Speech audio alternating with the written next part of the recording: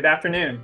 Thank you for joining us. I'm David Greene, CEO and financial advisor here at CJM Wealth Advisers. And I have the privilege here today to be speaking with Ben Harris, both a friend and an expert in the economy. Ben, thank you for joining us today. Thanks for having me. Absolutely. Looking forward to this discussion. As we jump into it, I'm going to give a quick intro and bio of Ben Harris, currently the Vice President and Director of Economic Studies at Brookings, and most recently served as Assistant Secretary for Economic Policy and the Chief Economist under the U.S. Treasury Department with Janet Yellen. So also a professor at Northwestern University, Kellogg School, associate adjunct professor at Maryland and Georgetown, various roles at Brookings, and an author, co-author, The Retirement Challenge. Riveting. His three daughters love reading this as they head to sleep. Speaking of college, you've done a fair amount of studies yourself, Ben. PhD in economics from GW, master's both from Cornell and Columbia, and a BA in economics from Tufts, plus a Fulbright scholar. So I think we can say that you're well qualified for this conversation. I'd like to think so. And what is this conversation? We've termed it kind of the macroeconomic and political outlook for the rest of 2024. Ben is an economist supreme and is going to talk about the major topics that are going on that you're reading in the headlines. We're going to try to make this a lightning round. We're not going to spend 10 minutes on each of these topics. Really want you to get an understanding for what's going on and how it impacts you. So with that, Ben, jump into it. Ready to go? Yep, sounds good. Let's jump in. Big topic out there, probably the biggest, inflation. And it's hitting everybody in their pocketbooks, whether it's coffee or cars. People are feeling this. It feels like it's everywhere and on everyone's mind. What's the current state of inflation and the outlook in the year ahead? So to start, let's just talk about what inflation is, because I think there's a lot of confusion. Inflation is the rate at which prices are going up. So take one example. I mean, our kids all play soccer. Let's say that in 2020, the price of a youth soccer jersey is $100. And then it goes from $100 to $110. Well, the inflation rate for that item is 10%, right? It increased by 10%. If in 2022, it then stays at $110, so the price doesn't go up or doesn't go down, the inflation rate is 0. So the price level is it going from $100 to $110, but the rate of change, the rate at which it increases, is 10% and then 0. So what we're seeing now in the U.S. economy is we're coming out of a period of not entirely unprecedented, because people who lived through the economy of the 1970s might remember this long period of elevated price increases in inflation. But for people who don't remember the 1970s, this is really unprecedented what we just lived through, where we had inflation rates peaking around 9% at the middle part of the pandemic, and then coming down now to close to more normal levels. So I think that from an economist standpoint, the view is, well, inflation is largely solved.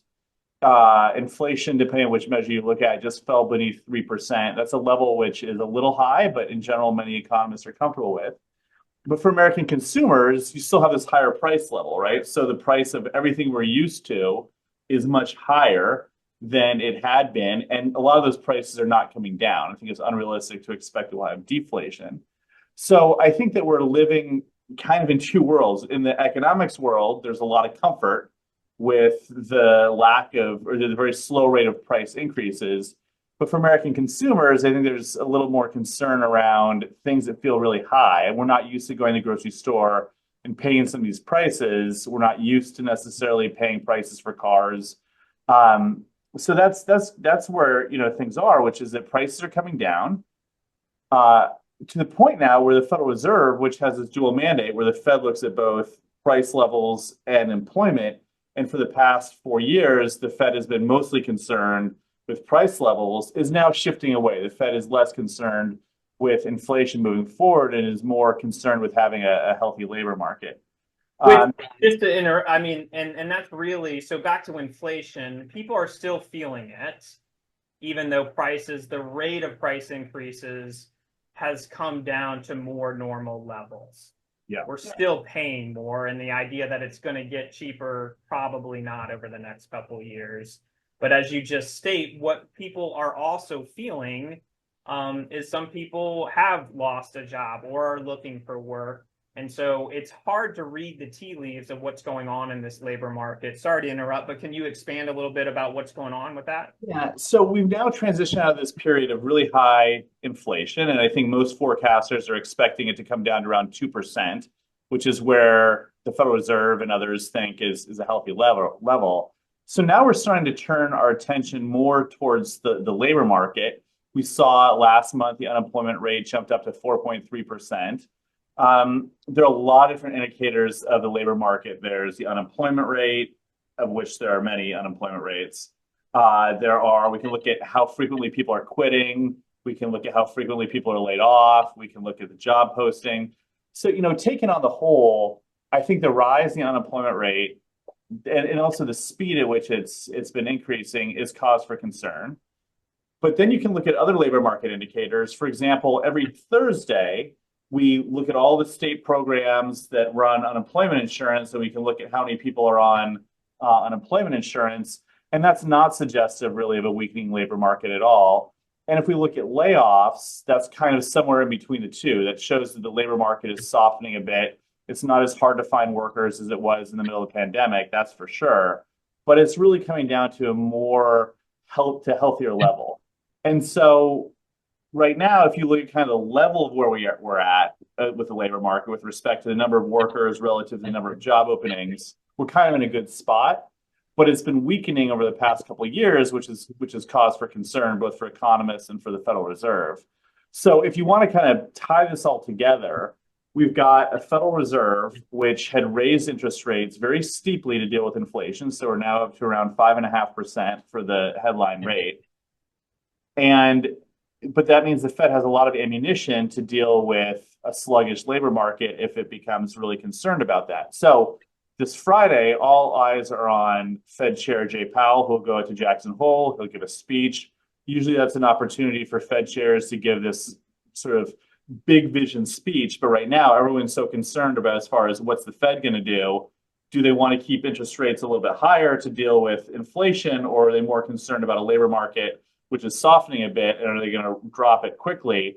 If you look at surveys of economists who watch the Fed, roughly about 2 in 3 think the Fed will drop rates by 1/4 point in September, and 1 in 3 think they'll drop interest rates by 0.5 point in September.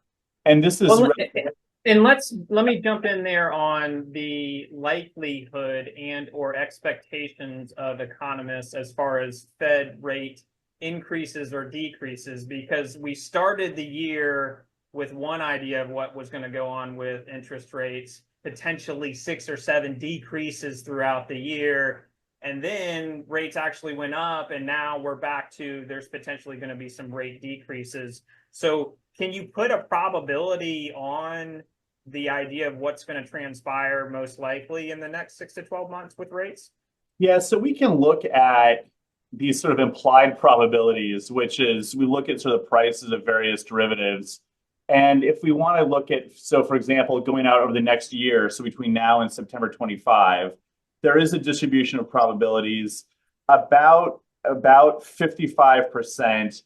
There's about a 55% chance, if you look to the markets, that rates will be between 3% and 3.5% a year from now. So that's a reduction of about 2 to 2.5%, which is pretty steep. I mean, that's a lot of ammunition for the Fed to stimulate the economy. Now, what would prevent that type of cuts from happening? Well, either we see inflation rise again. I think that's pretty unlikely. I mean, the drivers of inflation seem to largely have dissipated. We don't have those supply chain concerns that we had in the middle of COVID. We don't really have constrained labor markets where companies have to keep jacking up wages to attract more workers to come to the labor market. And so, so it's probably not going to be inflation. The Fed isn't going to have to keep rates higher to deal with inflation. but it may be that we have a stronger labor market than we think, and the Fed wants to hold on to some of that ammunition and not cut rates so quickly. Or it could be that we fall into a recession and the Fed wants to cut rates really fast, and instead of being at 3.5%, we go all the way down to 2 or even lower. So, and you mentioned one of the R words, which is recession, which 2 years ago is what was top in the headlines. The new R word seems to be resilience, connected to this soft landing hypothesis. Our clients remember 2008 to 2002, they remember 2007 to 2009, so you can understand the hesitancy and some nerves around, we don't want to go through a recession again. When we put it all together, as you stated, interest rates, inflation, unemployment, the likelihood of a soft landing coming to pass? I mean, so Goldman, who I think, they're some of my favorite forecasters. We got this fairly weak jobs report a couple Fridays ago, and that led Goldman to rise the probability of recession from 15% up to 25%. Okay. Recessions happen once every 7 years on average. So 15% is kind of like your baseline case, right? If you didn't know anything about the US economy and you asked you to put a percentage on it, it's got to be 15%. That's like, that's the baseline. So going from 15% up to 25% is a pretty big jump, but it is also suggestive of an economy which is pretty strong. There's still a 75% chance of no recession in the past year. Then Goldman got some additional information where we saw there weren't as many people going on to unemployment as maybe we expected, and they took the probability down to about 20% of a recession in the next year, which again means 80% of no recession in the next year. And yeah, I think that's a pretty reasonable point of view. I mean, the U.S. economy, if we want to take a 2 or 3 decade view, is incredibly resilient. We've only had 2 recessions. One was this unprecedented experience with COVID, where, I mean, it was just, there was no way around a recession. And then before that, of course, was the Great Recession of 2007 and 2008, where you had this incredible financial crisis that was decades in the making. So the U.S. economy is just resilient across the board. And I tend to think that you need, in general, sort of in the modern U.S. economy, some sort of big shock like that, some sort of big change like the financial crisis or COVID. Now, that can come out of left field. And so, for example, when I was at Treasury and you saw the Silicon Valley Bank episode, I mean, that we remember. Yeah, I mean, that came out over a couple of days. So things can come out of left field. But if we think we're going to have kind of recession driven by normal business cycle dynamics where you basically have a weakening labor market and that causes people to spend less, and then you get this cycle, it just doesn't feel like we're there yet. Thank you for bringing that all together and where it kind of sits as far as the macroeconomic outlook here in the next 6 to 12 months. We also mentioned politics. So quickly, then what is the implication, either A, on elections or the elections implication on the economy? And how does this maybe level out into the markets, whether it's the stock or bond markets? That was an easy question that you can probably answer in 30 seconds, right? No, I mean, so it's a great question. And the implications for markets depend not just on who wins the White House, but what the composition of Congress looks like. And so I think the assumption is that if you get a situation where former President Trump wins the presidential election and you have a Republican Senate and a Republican House, that at very worst, or very best, depending on how you look at it, you would see an extension of the 2017 tax cut, which costs around $4.5 trillion, which is quite expensive. And so I think you would probably see debt rise relatively quickly. Now, that could probably get paired with some pay for. So, for example, Republicans in Congress want to roll back part of the Inflation Reduction Act, credits for electric vehicles and the like. But overall, we're talking about a multi-trillion-dollar increase, which would drive up interest rates in the market, fairly substantially. I'm not sure by exactly how much, but we're probably talking about, I don't know, 1% to 2% for the 10-year over time. And it's a big impact. Now, if you get divided Congress, I think the thinking is there'll probably be more of a compromise on certain things. Both sides tend to seem to like child tax credits, which are beneficial for families, but really expensive from a budgeting point of view. And you may get some sort of compromise that increases the debt or deficits. So that is to say, unified government on the Republican side will probably be more stimulative than if you get a situation where you got, say, Kamala Harris in the White House and a Republican Senate, and I don't know how the House shakes out.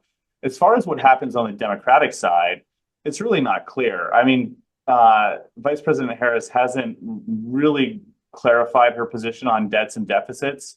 Joe Biden, for whom I was an economic advisor for a long time, was very much anti-deficit. And so his signature piece of legislation, the Inflation Reduction Act, actually reduced deficits by about $230 billion over 10 years. But that was a situation where you had Joe Biden in the White House and then a very narrow majority in the Senate. It was actually 50-50, and then a narrow majority in the House. And a lot of the senators were anti-debt and deficit. So this is a very long way, Dave, of saying that it depends on the composition of Congress. But I do think if you get a Republican in the White House, Republican control the Senate, Republican control the House, you'll probably see a wholesale extension of the TCJA, which was that big tax cut passed in 2017. And that's a lot of action there. Well, and there's jokes about economists and finding an economist and telling you what you want to hear, sort of thing. So I'm not going to go there speaking to an economist. However, it will depend. But what we have mentioned, both Kevin Donovan, our portfolio research director, and there's white papers across the board, and you're aware of this, Ben, is the fact that over time, regardless of Democratic administrations or Republican administrations, from a rate of return standpoint within a balanced portfolio, there is not much difference as far as what the rates of return are. And so just a little bit of a reassurance plug. In general, we don't tend to make, as a firm, major allocation or strategic decisions based on political elections, whether they be congressional or presidential. So great information. There's more to look into, but I think for our time today, we might wrap this up. I would like to invite you to join us again, maybe in early 2025, and we can do a year in review and a little outlook in 2025. How about that? Yeah, happy to do that. I'll say yes in advance. Really, really appreciate your time, Ben. Very insightful. We'll look forward to early 2025. And just want to say thank you to our clients. Thank you for taking the time to tune in. We appreciate your trust and loyalty. Share this podcast with a friend or family member if you think that they might be interested. And we will post this to our website. There'll be some additional links. Potentially, Brookings has a really solid, easy to understand quick video on inflation and the basics of it. So again, Ben Harris, thank you very much for your time. We will see everybody soon. Take care. Thanks.